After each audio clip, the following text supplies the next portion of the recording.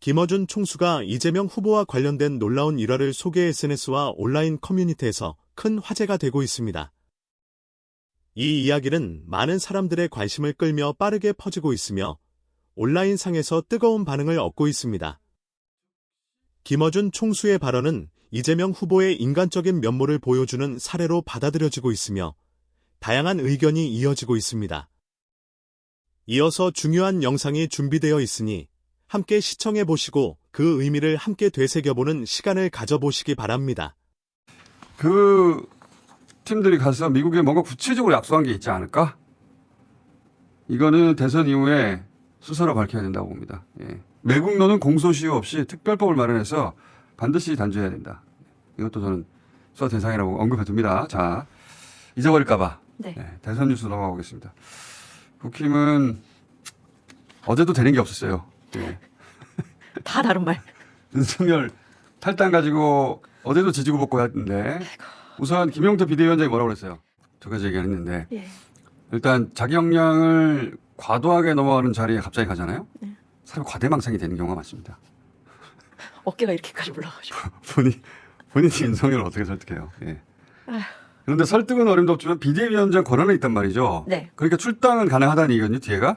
예. 네, 수용과 상관없이 또 다른 절차를 고민하겠다. 출당시킬 수도 있다는 네. 얘기인데 아마 누군가 옆에서 네가 비대위원장이다. 네가 하면 된다. 네 권한이다. 열심히 부추기고 있을 겁니다. 어제 본인도 그렇게 이야기를 했죠. 예. 자신이 비대위원장이다. 누군가 부추긴다. 누군지 전 알 것 같긴 한데. 근데 김문수 후보가 바로 직후에 그건 안 될 말일세 네, 라고 얘기해버렸죠. 맞습니다. 봅시다. 우리 윤석열 대통령께서 판단할 문제이지 제가 대통령 후보로 나선 사람이 탈당하십시오. 또 탈당하지 마십시오. 이런 이야기를 하는 것은 적절하지 않은 일이라고 생각합니다. 자, 이렇게 선을 그었어요. 탈당 요구할 수 없다. 그리고 윤석열 본인은 탈당할 생각이 없다고 제가 어제 그랬는데 전환길 씨도 여기 보탰어요. 그죠? 예, 그렇습니다. 뭐라고 그랬어요? 자신이 당적을 유지하는 것이 김 후보의 승리를 도와주는 길이라 생각한다. 라고 윤석열이 말했다. 네. 라고 전환길 씨가 전했다. 그렇습니다. 네. 전환길 씨는 저럴 때나 이제 언급하면 됩니다.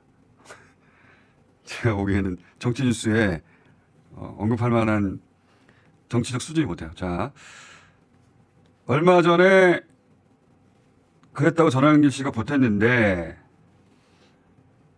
그리고 김문수 후보도 네, 윤석열에게 전화해서 맞습니다. 그랬다는 거 아닙니까? 네. 탈당하면 선거 못 치른다. 탈당하면 선거 못 치른다. 자리를 지켜달라.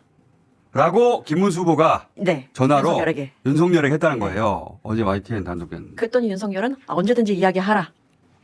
이거 누가 공개했겠어요? 윤석열이 공개했지. 자기 출당시킬까봐. 둘이 통화했는데 둘 중 하나지. 윤석열은 겁이 아주 많다고 제가 했잖아요. 자기 출당시킬까봐. 출당하면 자기 죽는 줄 알고. 예. 근데 제가 보기에는 대선 끝나면 당에서 먼저 윤석열을 없애버리려고 할 겁니다. 정치적으로. 자, 되는 게 없는 집안이에요. 홍준표 전 시장 매일 한마디씩 하는데 어제는 뭐라고 했습니까? 노무현 전 대통령의 권유 따라서 꼬마 민주당에 갔다 오라 하면 오랫동안 가슴앓이나 하지 않았을지도 모른다. 제가 20년 전부터 사석에서 들었던 이야기인데 홍준표 그래요? 전 시장한테 홍준표 전 시장은 사석에서 만나보면 우리나라 보수의 전형적인 타입이 아니에요. 예. 그 출신 성분도 그렇고 정신세계도 실제 그렇습니다. 홍준표 전 시장이 이데올로그면 파리가 독수리라고 제가 했던 적이 있는데 인터뷰에서 20년 전에 2년가도 상관없는 사람이에요. 사실은. 그때 만약에 꼬마 민주당이 갔잖아요. 네. 그 직전이었는데 사양국당인가 그때 그 박영을 틀기 직전이었는데 만약에 그때 갔으면은 지금 대표적인 국민의힘 저격수가 됐을 겁니다. 재밌었겠네요. 예. 근데 이제 꼬마 민주당 가기 직전에 김영삼 당시 대통령이 전화를 했다는 겁니다. 직접. 그리고 자기가 그 검찰에서 미움받고 공직 관둔 지 얼마 안 됐는데 대통령이 전화한 당에 가야 자기가 보호받을 거라고 생각을 했대요. 예. 나중에 후회한다는 얘기를 제가 사석에서 들은 적이 있는데 하여간 그 홍준표 전 시장 도움이 지금 아쉬워가지고 하와이로 사람 보낸다는 거 아니에요. 네, 김대식을 보낸다고 하죠. 돌아오지도 않겠지만 온다고 한들 선거 며칠 남았다고 지금 한 200일 남은 줄 알았어요. 저분이 돌아온다고 선거가 뒤집힙니까? 어림없는 이야기고. 자, 그럼 한동훈 전 대표 뭐합니까? 라방. 유튜버. 계속 라방하고 있는데 네. 자 계속 라방하니까 제가 모른 척 하려다가 하도 라방을 해대가지고 눈 가리고 있어야겠다. 자 영상 하나 보여드릴게요. 어떻게 돈을 버냐면 어떻게 자 목 부분을 잘 보세요. 목 부분 다시 한번 보여주세요. 돈을 버냐면 어떻게 움찔? 돈을 저 버냐면 어깨 목 어떻게 부분이 확 줄어들죠. 저거 이제 중국 라방에서 주로 여성 어떻게 유튜버들이 자주 쓰는 어떻게 필터인데 얼굴 사이즈 줄이는 필터거든요. 이제 남자가 하면 어깨 넓어 보이는 효과가 있겠죠. 저는 이분이 잘생긴 줄 안다고 보니 다시 한번 봅시다. 목 줄이는 장면. 진짜 고약하시네. 아니 눈에 띄길래 어떻게 저거 이분이 외모에 신경 쓰는 정도는 저 사실 기괴할 정도예요. 꼭 이렇게까지 해야 되나? 저는 웃겨서 가끔 보긴 하는데 오늘 라방 한번 보세요. 제가 이 얘기를 꺼낸 이유가 있습니다. 변화가 있을 거예요. 제가 어제 모 기관 네. 오비들이 하려는 작업은 안 하시는 게 좋겠다고 제가 했는데 제가 평소에는 오비들이 먹고 살려고 하는 작업들은 웬만하면 모른 척 하거든요. 네. 봐도 먹고 살아라. 우리 모두 생업은 중요한 겁니다. 예. 근데 이번 대선은 그러면 안 되는 대선이거든요. 어차피 돈도 제대로 안 주잖아요. 제가 그분들에게 하는 말입니다. 근데 어제 방송 이후에 대기 오더를 때렸다고 하니까 예. 그냥 이번에 그 정도까지만 하시고 건너뛰시는 게 어떻겠냐 예, 말씀드리고 한 가지만 덧붙이려고 이 얘기를 꺼냈는데 예. 한동훈 라방 보시는 분 꽤 있거든요. 예. 진보 진영에도 재밌어가지고 재밌잖아요. 근데 아마 어제부터 영향을 받을 겁니다. 예. 무슨 영향을 받을지는 자 선수들은 다 알아들을 테니까 여기까지만 하고 자 안철수는 뭐 합니까? 한동훈을 향해서 라방할 때가 아닙니다. 자, 진짜 똑같아요. 보세요. 봅시다.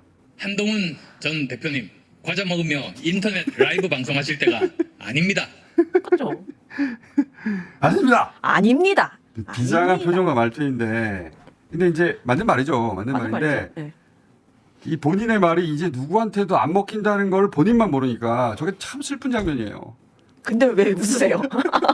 좀 슬퍼가지고 참 슬픈 장면이에요. 좀 기장하고 맞는 말이긴 맞는 말이다. 근데 이건 아마 아무도 메아리 같은 거거든요. 네. 방에서 혼자 하는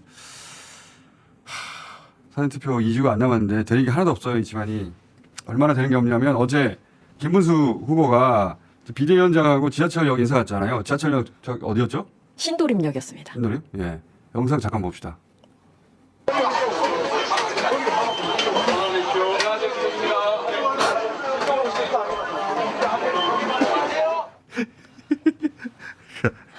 한 사람은 김용태 위원장, 한 사람은 호준석 대변인. 대변인이고 그 저 지역- 지역 구로갑의 당협위원장이죠. 그렇군요. 네. 그렇게 나왔겠죠. 네. 그러니까 이제 지하철역 인사하면 후보를 향해서 와서 인사해야 되는데 사람들이 반가워하고 저기 이재명 후보 왔으면 아주 난리가 났을 거예요.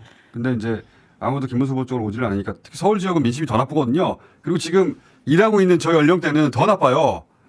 국민의힘 후보를 향해서. 그러니까 이제 옆에 서 있던 김용태 위원장하고 호준석 당협위원장한테 사람 좀 이렇게 끌고 오라는 제스처겠죠, 저게? 예? 너무 막대하는 것 같아요. 아니, 팔을 막 밀고 막. 후보 마음은 안타까우니까. 이 정도로 되는 게 없어, 이 집안이. 그런데다가 김문수 후보 어제 헌재 공산당 아니냐 이런 식으로 얘기했죠. 8대0? 공산국가나 그렇다. 이거 정말 이거 공식 기자회견장에서 한 얘기인데 영상 있어요 이거? 자 봅시다. 판결이 계속 8대0이다. 박근혜 대통령도 8대0이죠. 만장일치를 계속한다는 것은 김정은이나 또는 시진핑 같은 공산국가에서는 그런 일이 많이 있습니다. 이러는데 어떻게 중도가 옵니까? 바트님이 아, 갈려있다. 놓칠 뻔했어요. 그래서 밭을 안 갈아도 된다는 의미가 아니라 정반대예요. 두려워 말고 밭을 갈라라. 원래 다른 사람에게 갑자기 이번 대선 이 얘기 꺼내기가 쉽지가 않아요. 네. 항상 꺼내던 사람은 쉽게 꺼내는데 처음 꺼내기가 쉽지 않거든요. 이 말이. 날 이상해 보지 않을까? 반박하지는 않을까? 그쵸. 내가 이재명 지지하는 걸 드러내도 될까? 밭은 이미 갈려있다. 걱정하지 않아도 된다. 다만 그걸 확인해야 돼요. 갈려있는지. 밭은 이미? 갈려있다. 네. 왜냐하면 이렇게 되면 양 진영 모두 투표율이 저조할 수가 있습니다. 근데 이럴 때 나가면 표가 1.5가 되는 거예요. 네. 한 표가 아니라. 박사님이? 갈려있다. 자, 이런 상황이니까 어제 용산이 가장 신뢰한다고 하던 그 MBS 조사 있잖아요. 어제 MBS 조사 3자 조사가 나왔던데 얼마 나왔어요? 49대 27대 7입니다. 그러니까요. 여론조사 국가 비슷하게 나왔어요. 이걸 어떻게 2주에 뒤집어요? 불가능합니다.